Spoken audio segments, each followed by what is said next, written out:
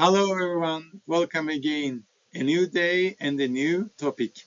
We will discuss business strategies, rapidly evolving technology and strategic planning techniques today. Today's module we will be discussing is adaptability and change management in food system.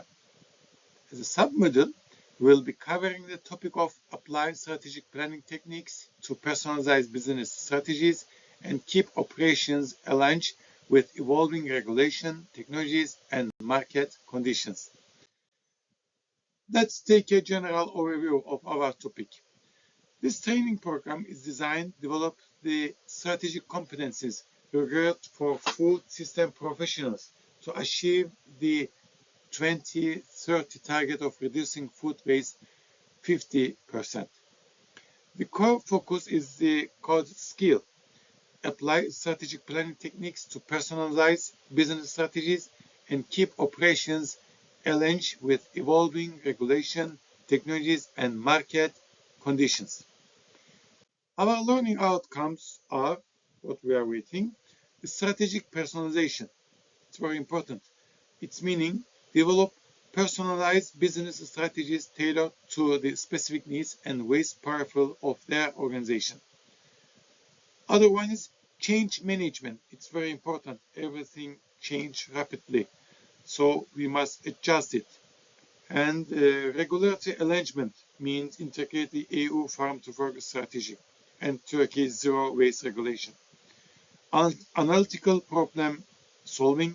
It's very important also. We will learning a lot of things today about this. And organization resilience. Establish flexible planning mechanism that's our response. We are here today not just to discuss cold statistics, but to architect the strategic and psychological framework of a food revolution. Reducing food waste by 50% by 2030 might sound like an ambitious New Year's resolution. But let me be clear, this is not a suggestion. It's the 2030 vision, backed by European Union funding and global mandates. If year 2030 feels like a distant future, let me remind you, 4 years ago, we were wearing masks and baking bread at home. Time flies faster than you think. As an industrial psychologist, I must emphasize that this transformation cannot be solved solely with cold storage unit or new logistic fields. At its core, this is a matter of organizational resilience. Our focus today is on the S competency, the ability to apply strategic planning techniques to operational process. This is your corporate survival compass. If you aren't planning to align your operation with evolving regulation and market conditions, you are effectively planning for the waste that lack of planning brings. Fasten your seatbelts, my friend.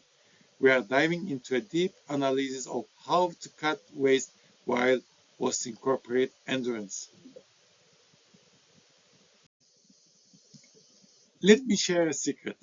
You can install the most advanced AI system in the world, but if your chief in the kitchen or your worker in the warehouse views the system as an enemy out to take their job, you will not reduce waste. This is where industrial psychology enters the stage. Our job is to involve not just the hands, but the minds and hearts of our employees. The success of this transformation depends on the delicate matchmaking process we will facilitate between the organization, sustainability, goals, and the employees' personal values. Instead of just telling staff to reduce waste, we must show them how doing so makes their works more meaningful.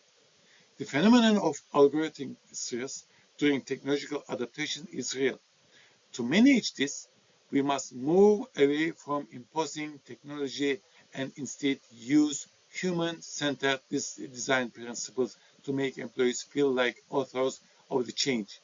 Remember, a happy employee is 12% more productive, but an employee who believes they are serving a higher purpose works miracles. If your team sees waste prevention as a core, it's time to personalize your strategy to fit their psychological needs.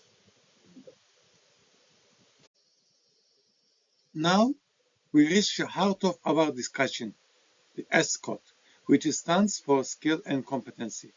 Applying strategic planning techniques might sound like academic jargon, but in plain English, it's about corporate tailoring. Off-the-rock strategies don't fit every business.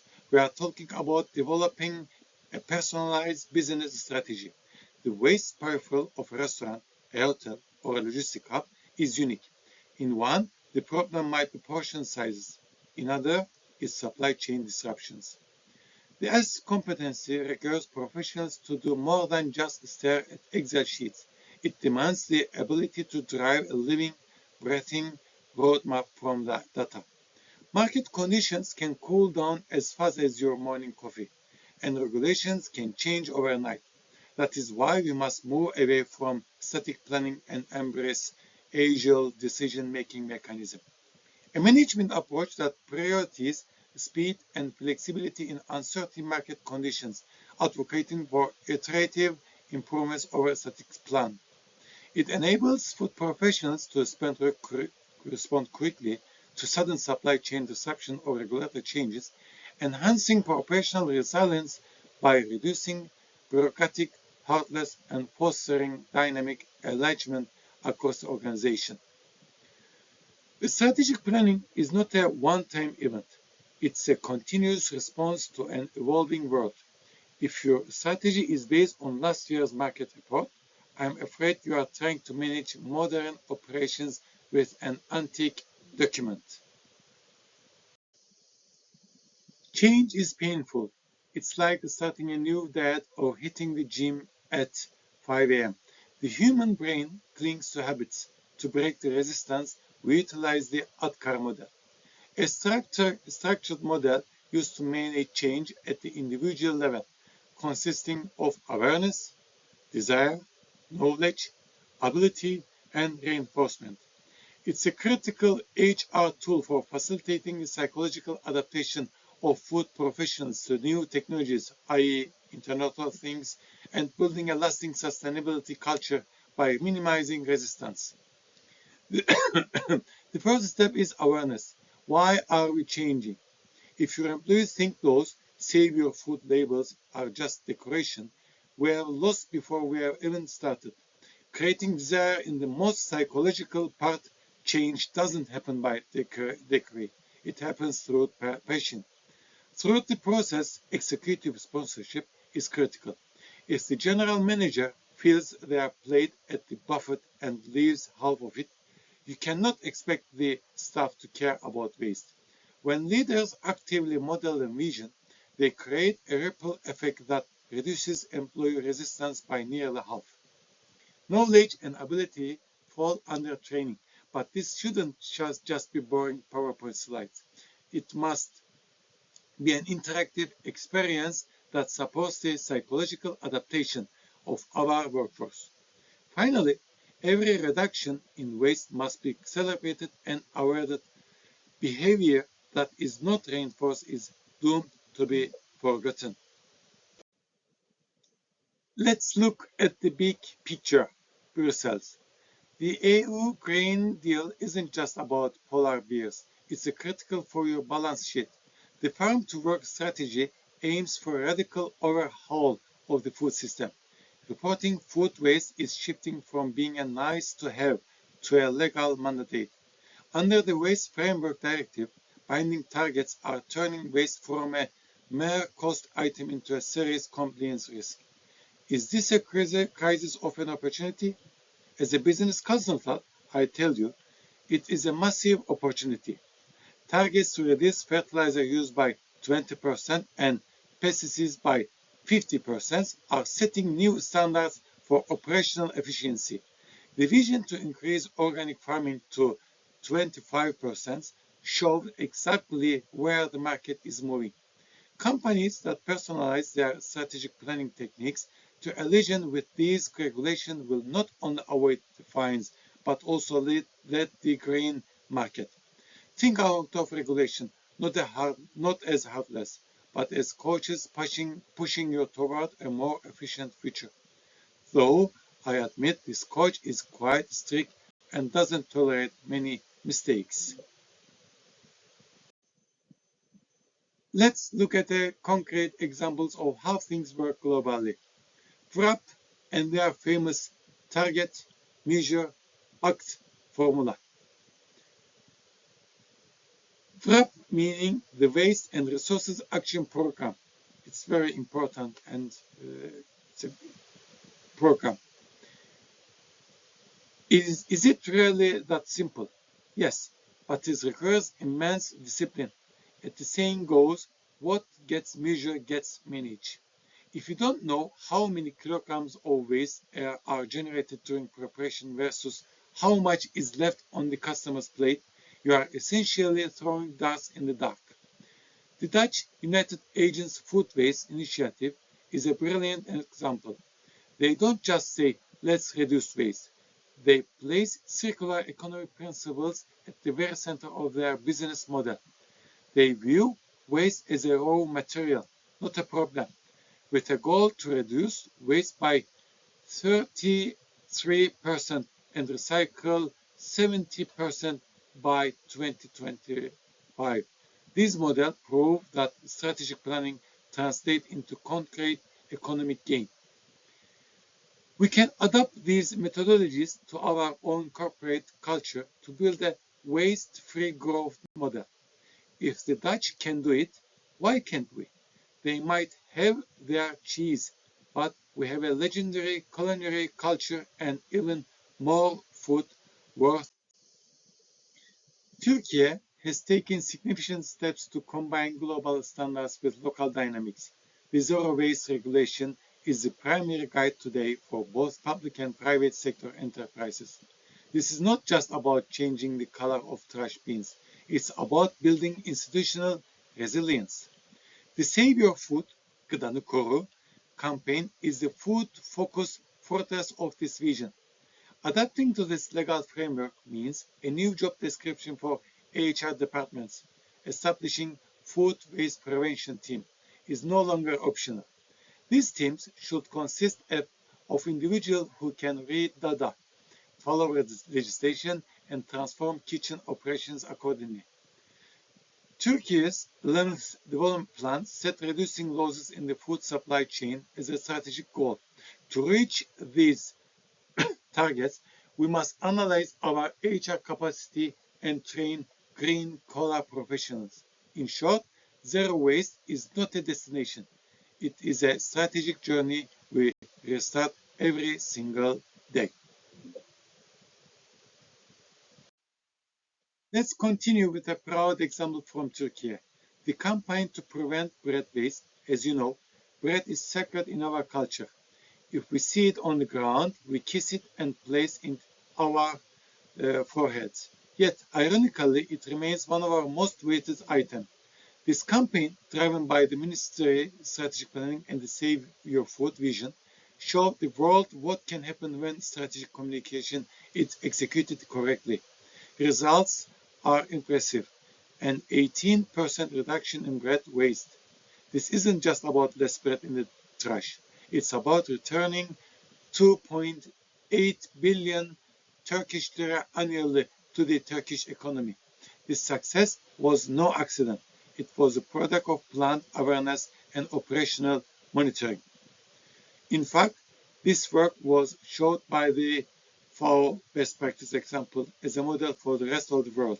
Just imagine, if we can achieve this with bread, what could we do if we applied strategic planning across the entire food system? The potential to stop our money and labor from being wasted right in front of us. Understanding where food waste is concentrated globally requires a hotspot analysis, an analytical method that identifies critical hotspots where food loss or environmental impacts are most concentrated along the supply chain. In strategic planning, it enables professionals to direct resources towards stages with the highest waste, post-harvest, logistic, or consumption, maximizing intervention impact and supporting evidence-based decision-making. The data tell us that in developed countries, waste is most concentrated at the retail and consumer level, while in developing countries, it's concentrated in post-harvest logistics and storage. This information tells us where to direct our strategy. Technological innovation is our greatest asset here. For example, thanks to predictive analytics system, it's no longer a dream to predict how much food will be sold on any given day. In the United States, systems like Lean Path measure waste in grams, providing instant feedback to chief.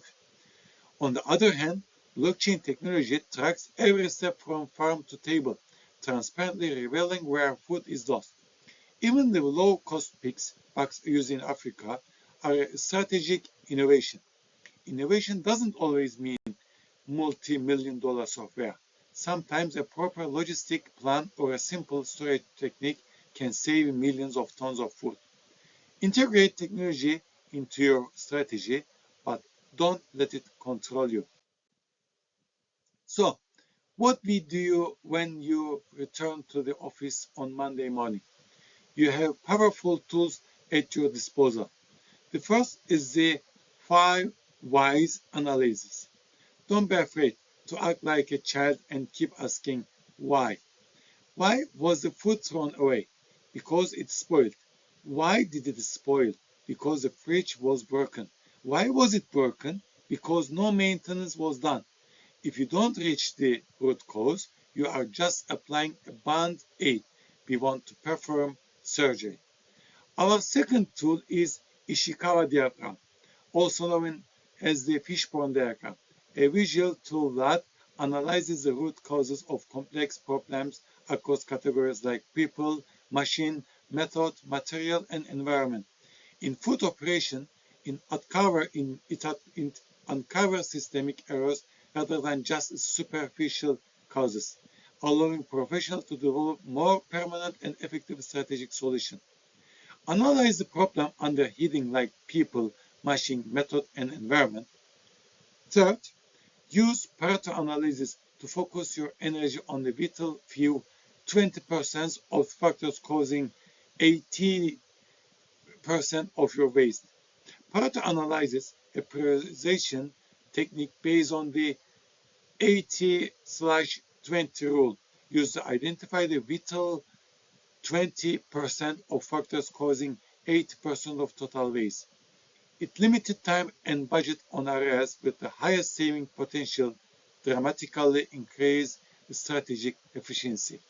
Finally, the crystallize every plan using 5W2H technique: who, what, where, when, why, how, and how much. These techniques aren't academic exercise. They are the alphabet of operational excellence. If your plan lacks answer to these questions, it's just a wish list. We are professionals. We work with data and method, not wishes. Let's turn this concept into a story, because the brain loves narratives. Let's look at the storyboard. A large hotel chain sees mountains of perfectly good food being thrown away from the evening buffet every day. Our first step is a root cause analysis. The chief says the customers takes too much, but the data says the kitchen overproduces just to keep the buffet looking full. There is the strategic error. We immediately install on the IoT-based waste tracking system. The staff weighs everything that goes into the bin, and a warning pops on the screen. This much money just went to waste. Imagine the psychological impact. Then we personalize the operation. Smaller, more aesthetic plates instead of huge ones. Live cooking station. And training staff as waste warrior. The results: a 30% reduction in waste in 1 month, lower cost, and a eco-friendly brand image. This isn't just a success story. It's the skill in action. The heroes of this story are you, the ones who read the data and make bold decisions. As we conclude, let's ask ourselves, will our business merely survive a crisis, or will it emerge stronger because of it? This is the essence of strategic resilience. Our goal should not be to just bounce back, but to bounce forward. Reducing food waste is not just a moral duty, it's the clearest indicator of corporate intelligence. Through this journey, we must remain with a continuous learning cycle. The 2030 vision is not a finish line. It's the single largest step we take toward a sustainable future. As an industrial psychologist and HR specialist, my advice to you is love the technology, trust the data, but never forget the human element. Every kilogram of food you fail to plan for is waste of a future you failed to plan. Embed these techniques into your company's DNA today. Remember, those who fail to plan for the future eventually become part of someone else's plan, and unfortunately, part of their waste. Thank you for listening. Now it's time to protect our food and our